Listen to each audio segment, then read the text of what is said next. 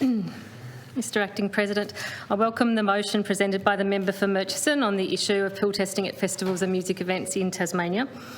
Given the member's experience as a healthcare professional in this state, I do appreciate her suitability for raising this issue. I recognise that the member for Murchison and others have spoken at great length to it already, but there are a number of points within the member's motion which I particularly wish to speak to in support. This motion acknowledges an achievable and evidence-based health service focused on harm minimisation in the complex area of drug use in the community.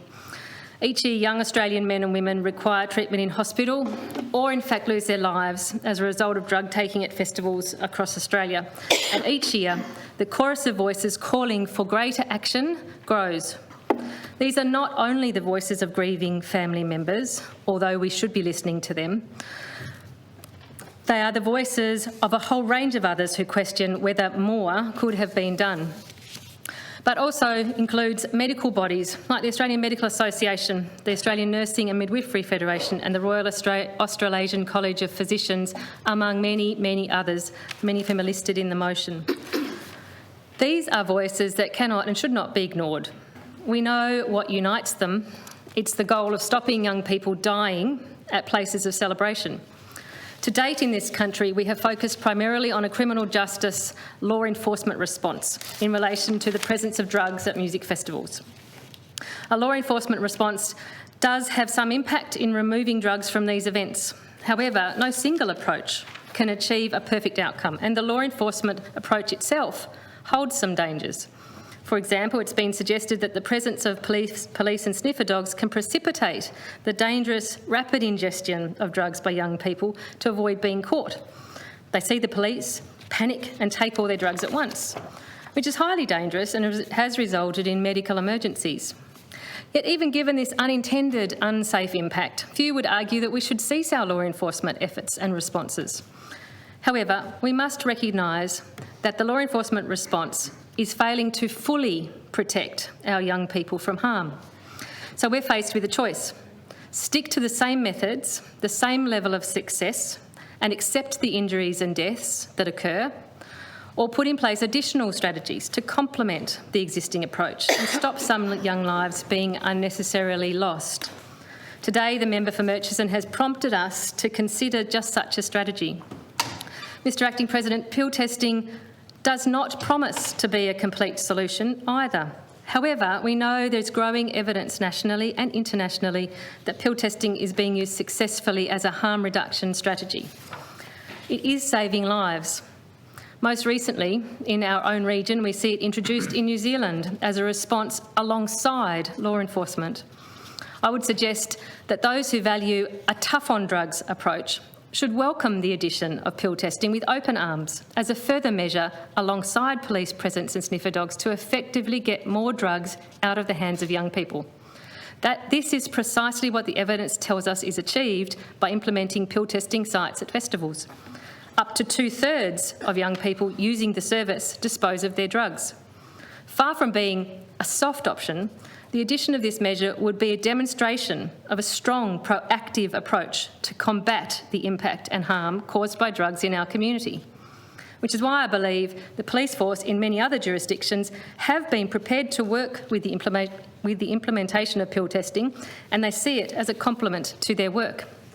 I would go so far as to suggest that given the evidence we have as to the efficacy of pill testing in reducing drug taking in festival patrons and promoting a more considered choices, to neglect to at least explore the option or trial an option in our jurisdiction demonstrates an unacceptably soft on drugs approach from our state government and the opposition.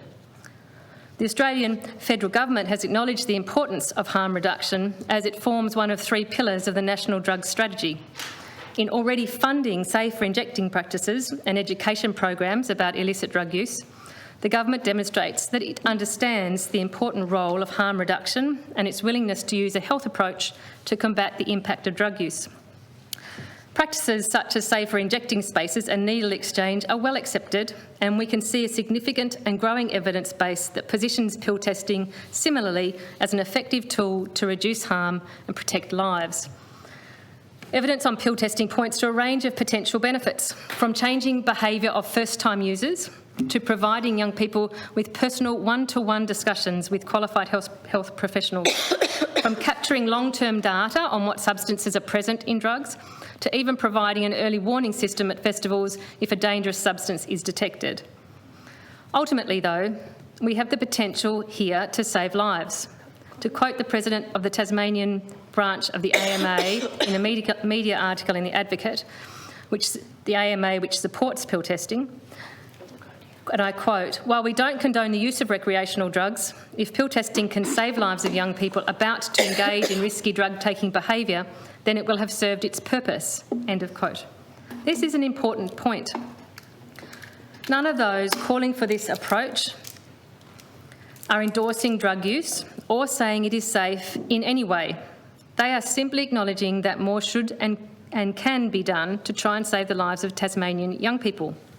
Pill testing does not claim to provide a safe way to take drugs, such as the member for Launceston asserted. Rather, it guarantees that a conversation will occur that focuses specifically on the fact that illicit drug use is unsafe and provide an appropriate opportunity to choose not to engage in it.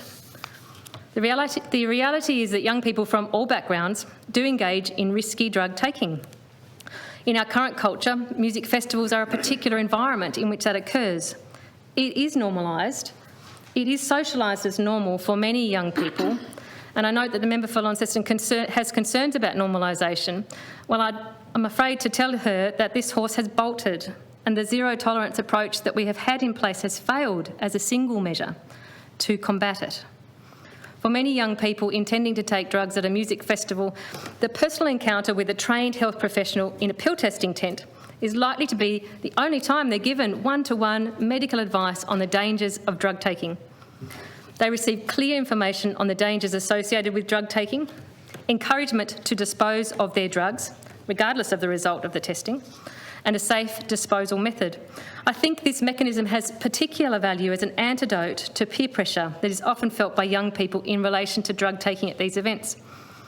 The opportunity to present at a pill testing tent, go through the process and have a face-saving way of choosing to not take drugs is especially helpful to those young people who may have felt pressured towards taking drugs but unsure or unhappy about doing so.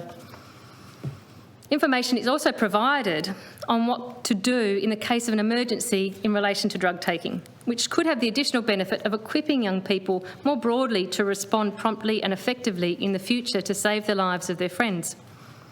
Mr Acting President, I think some people get caught up with focusing on the specific aspect of this measure that is the testing process itself. This narrow focus commonly descends into arguments about what can and cannot be tested for, purity or not purity, and is often accompanied by the incorrect assertion that a testing process will in some way issue a drug with a stamp of approval. This is entirely false, and it entirely misunderstands the sophistication of the measure as a total package. It is in fact the combination of a face-to-face interaction with a health professional, personally delivering education and information, the provision of specific medical advice as to the risks of drug taking across the board, information about the likely ingredients in the drug itself, and the opportunity to safely and without punishment or embarrassment dispose of the drug. That total package which results in what has been proven to be an effective intervention. The people doing the testing do not need to know whether the person has consumed alcohol, what medications they may be taking, or any other circumstances of that young person's life. The fact of the matter is they're simply testing the drug, providing information, and in no cases will be telling the young person that it is safe to take that drug. So they won't need information, personal information provided by the young person, because they will not be issuing any kind of endorsement of safety. Let's be clear, pill testing provides a health service to young people that have an active intention to take drugs. They have the intention and they have the drugs that they intend to take. That is the baseline from which we are working here. They have drugs and they will be taking them, even with the limitations on the testing aspect, that being only one aspect of the process. Successfully influencing any of these young people to alter their intention and make a different choice in relation to their drug taking is an improvement on our baseline, and it's potentially a life-saving one at that. Amongst the people accessing this service, from that baseline of guaranteed drug taking and guaranteed risk of harm, we move to some degree of lessening of that intent to take drugs and less drugs being consumed ultimately, up to 2/3, in fact, on some evidence. The worst case scenario is that someone goes through the pill testing process and chooses to do exactly what they were going to do otherwise. That is, take drugs. Pill testing has further potential to save lives, not just of those who may be present at the tent, who may present to the tent for testing, but others in attendance at the festival also. If a lethal substance is detected, festival organisers are notified and a general warning to festival goers is issued about the presence of contaminated or dangerous drugs, thereby providing many more young people with a prompt to not consume their drugs and potentially save further lives and medical emergencies.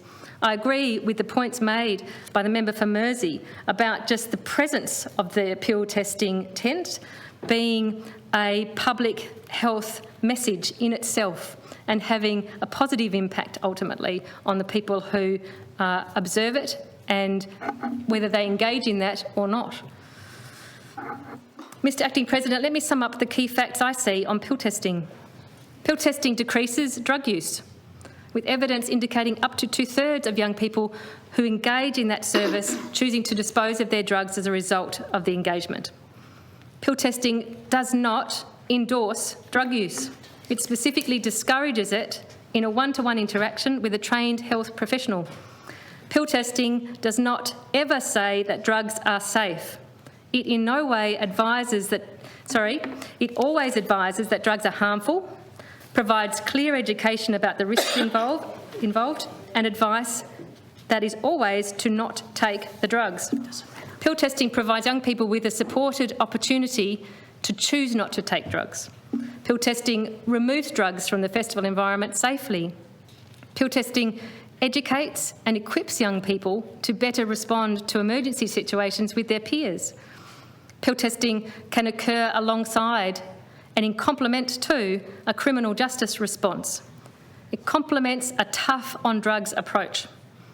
Pill testing takes nothing away from our current approach, but offers a great deal in additional opportunities to reduce harm. In reviewing the evidence related to pill testing, I am convinced that it has merit as an effective harm reduction measure in the first instance and would contribute as an education and protective measure more generally. I do not regard any of the arguments against it to outweigh its apparent value. Many of them I find to be ill-informed assertions, ill-formed fears, or myths that are readily disproved. Indeed, many matters raised are not even relevant to the issue at hand, but rather scaremongering distractions about other illicit substances and the like. In fact, many of the matters and questions that were raised here today would be clarified and codified in a rigorous process as we planned a trial in this space. On this matter, I do find the views expressed by a substantial range of professional health bodies, academics and criminology professionals to be evidence-based and compelling. Coupled with the growing evidence base and the experience we have to draw on from implementation in other jurisdictions, I do not see credible evidence of any additional risk posed by this measure, nor unintended consequences likely to result. In my view, those that are arguing against this measure do so not on evidence or fact, but on political expediency, stubborn ideology, or fears born of ignorance, none of which should stand in the way of saving young lives. I echo the sentiments of the member for Mersey that we should be stepping up and leading in this space. To engage with a trial and contribute to a local evidence base would be a salutary effort for Tasmania.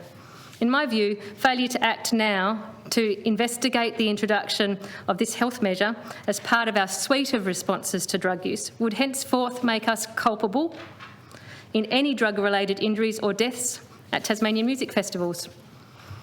As a parent who has raised one child through teenage years and has 4 more children in the family on the cusp of being teenagers, I, for one, never want to face the parents of a young person who has died as a result of drugs at a Tasmanian festival and have to explain to them that there was more we could have done to save their child, but we didn't act.